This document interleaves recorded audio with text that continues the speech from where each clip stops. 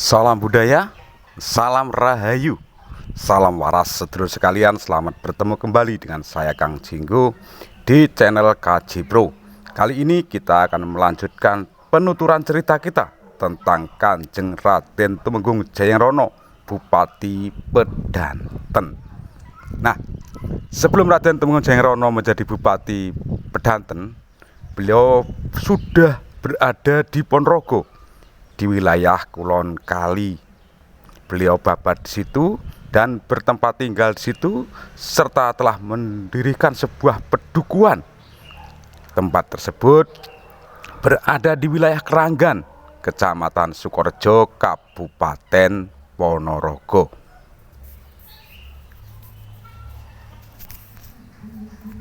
Sedulurku sekalian, bila panjenengan berkenan, saya mohon memberikan dukungan kepada channel KJ Pro ini dengan menekan tombol subscribe. Dan jangan lupa memberi like dan juga komentar. Suka tidak suka wajib subscribe.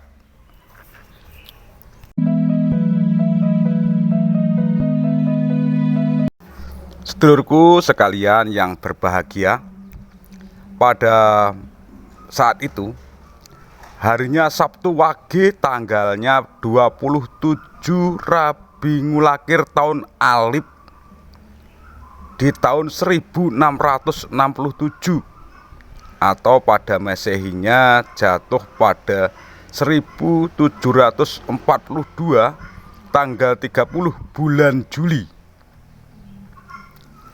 Kanjeng Sinuhun Susuhunan Pakubuwono lolos dari Kasunanan.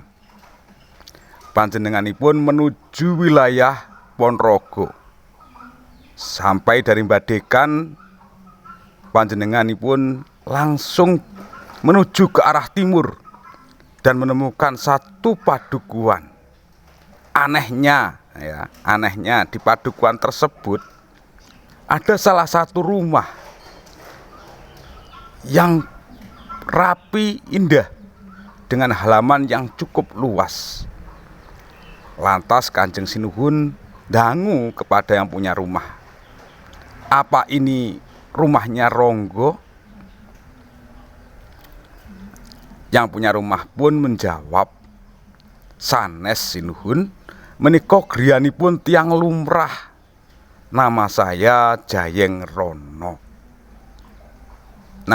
Kanjeng Susunan Pakubuwono melihat bahwa Jayengrono ini meskipun bagaimanapun dirinya adalah meyakini bahwa Jayengrono tedak ing kusumo rembesing madu. Lalu Kanjeng Susuhunan Pakubuwono II ini mengajak Jayengrono untuk mengikuti perjalanannya. Wilayah yang ditinggal Jayengrono tersebut berada di Dusun Keranggan, Desa Keranggan ya, sekarang Desa Keranggan, Kecamatan Sukorejo, Kabupaten Ponorogo. Orang menamakan adalah Dusun Jayengranan atau Jengranan.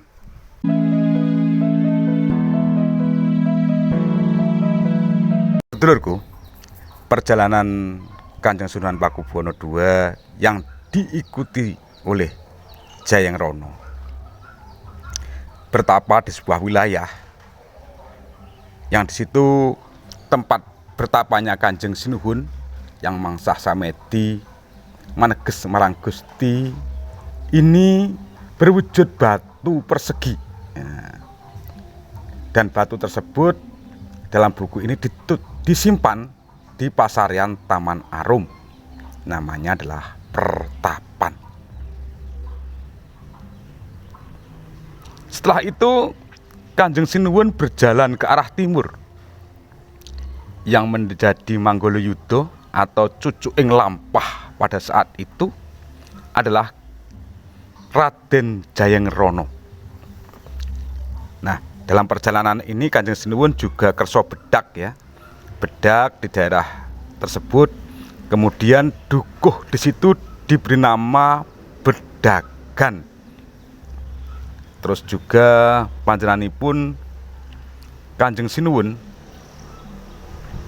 di daerah itu juga ngagem songsong ya, songsong, dan songsong tersebut tempat ketika panjenenganipun ngagem songsong ini diberi nama Sepayung. Kedua wilayah ini berada di sekitar Pasar Pulung, Kabupaten Ponorogo. Di sana ada dukuh yang namanya Bedagan dan ada lingkungan kecil yang namanya Sepayung.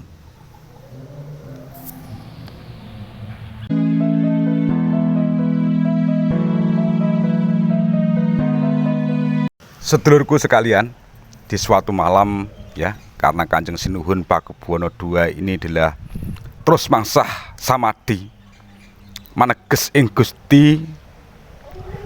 Beliau juga berpuasa di pagi, siang, tidak makan. Maka Kanjeng Sinuhun melihat sebuah cahaya dari langit. Cahaya tersebut makantar-kantar, padang banget atau sangat terang sekali. Lalu Kanjeng Sinuhun mengajak kepada Jayeng-Rono untuk melihat keberadaan jatuhnya cahaya itu. Diceritakan jatuhnya cahaya tersebut ada di sebuah padepokan. Yang menghuni padepokan adalah seorang tua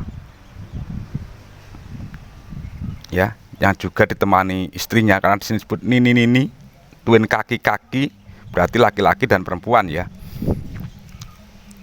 Kanjeng Sinuhun Pakubuwono II lalu memberikan salam hormat dan takzim kepada panjenenganipun yang sudah tua.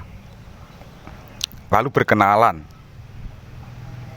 bagi binagi, dan ternyata yang punya rumah atau padepokan itu bernama Empu Selembu.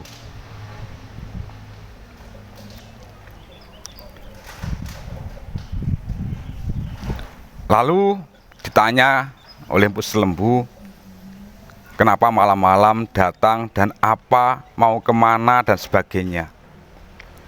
Kanjeng Sinuhun ganti balik bertanya kepada Empu Selembu, apakah Empu Selembu melihat sebuah cahaya yang jatuh ke tempat ini.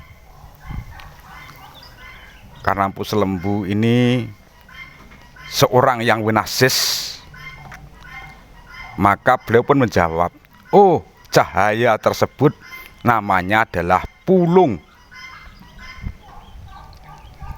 Dan pulung itu masuk ke dalam sebuah kotak atau peti yang berada di rumah Empu Selembu.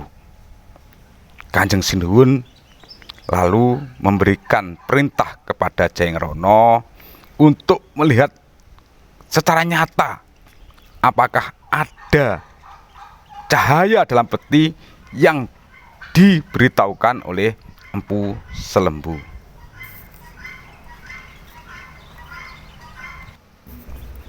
Sedulurku yang berbahagia, akhirnya Jayeng-Rono pun melihat dalam peti tersebut. Yang ada bukan sebuah cahaya, tetapi sebuah pedang suduk yang bengkok sedikit gitu. Tapi di gonjo ada gambar kepala orang tua. Pusaka tersebut lajeng diserahkan kepada Susuhunan Pakubuwono II. Susuhunan Pakubuwono II kemudian bertanya kepada Empu Selembu, apakah pusaka ini buatannya dan apa khasiatnya. Empu Selembu menjawab bahwa pusaka tersebut adalah buatannya. Khasiatnya adalah untuk katentreman negara, dan tidak hanya manusia saja, tetapi jin setan tidak akan berani mengganggu ketenteraman manusia yang memegang pusaka tersebut. Bahkan pusaka itu oleh Empu Selembu disuruh untuk menjadi ageman sikep untuk Susuhunan Pakubuwono. Susuhunan Pakubuwono tersenyum lalu matanya melirik kepada Jayeng Rono. Jayeng Rono, reh ning kowe kang njupuk ya kowe kang duwe. Lalu kaki Empu Selembu, pusaka ini saya serahkan kepada Jayeng Rono. Begitu dalam makna bebas di buku Babad Ponorogo jilid yang ketiga. Sedulurku sekalian, banyak kisah yang ditulis di buku Babad Ponorogo jilid yang ketiga ini tentang Jayeng Rono, tapi saya singkat saja bahwa di sini Kanjeng Sinuhun Susuhunan Pakubuwono setelah malam beliau diajak untuk melihat lokasi di mana keberadaan kaki Empu Selembu membuat pusaka, yaitu di sebuah wilayah yang namanya Besalen. Kanjeng Sinuhun sangat percaya karena di Besalen itu ternyata banyak tahi besinya. Yang kemudian Kanjeng Sinuhun diajak oleh Empu Selembu untuk melihat sebuah blumbang, ya, sebuah blumbang yang berada di lokasi tidak jauh dari Besalen. Kanjeng Sinuhun kemudian wudhu dan sholat subuh.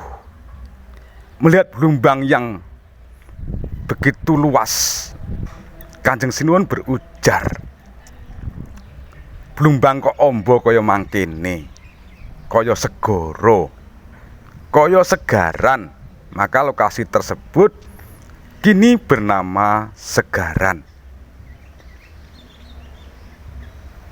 Segaran itu berada di timur Pasar Hewan Pulung, sedangkan Besalen itu ada di barat agak ke selatan dari Pasar Hewan Pulung. Sedulurku sekalian, kiranya cukup sekian apa yang bisa saya sampaikan. Ada kurang lebihnya saya mohon maaf yang sebesar-besarnya. Triting satu ungkapan, ono rino ono upo, ono awan ono pangan. Salam budaya, salam rahayu, salam waras. Wassalamualaikum warahmatullahi wabarakatuh.